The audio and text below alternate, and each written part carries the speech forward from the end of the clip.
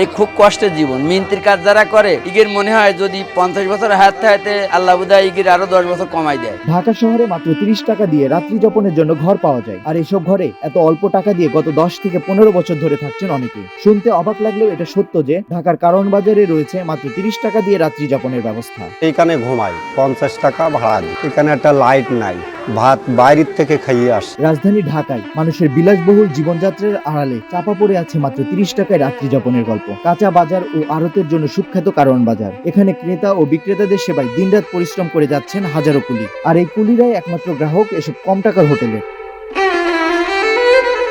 ঘরগুলো একেবারেই সাধারণ, কোনো মতে ঘুমিয়ে রাত পার করতে যেটুকু সুবিধা দরকার ঠিক ততটুকুই আছে এখানে। নেই কোনো লাইট, নেই কোনো বালিশ বা নরম বিছানা, একটি মাত্র চাদর আর ব্যাগই সম্পদ কুলিদের। এইখানে আমার একটা কম্বল আছে, এই কম্বল আছে একটা, আর একটা খেতা আছে, এতে যথেষ্ট। এই আল্লাহ পাকের ভরসা আমরা কাজ কাম করি। এই গায়ে দিয়েই আমরা এখন ঘুমাবো, রাত 11টার সময় উঠে যাব। বালিশ মানে এই যে ব্যাগটা বালিশ বানালাম, আর ওই যে বালিশ আছে অন্য মানুষ এই যে তোমার দিয়ে ওই বস্তা মস্তা দিয়ে বানায় নিছে। এই অন্য মানুষ যাদের ভালো ব্যাগ নেই, ব্যাগ নষ্ট করবে না, তারা পলিথিন দিয়ে এই বালিশটা বানায় নিছে, বানায় নিয়ে মাথায় দিয়ে শোয়।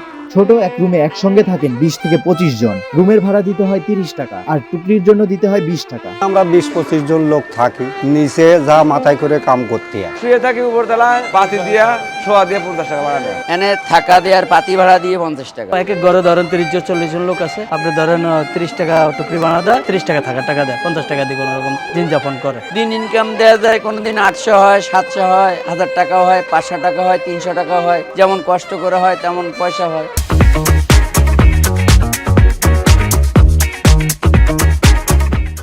কেউ বা 10 বছর, আবার কেউ বা 15 বছর এখানেই পার করছেন তাদের জীবন। এখানে কেউ রাতে কাজ করেন, আবার কেউ বা দিনে কাজ করে রাতে বিশ্রাম নেন।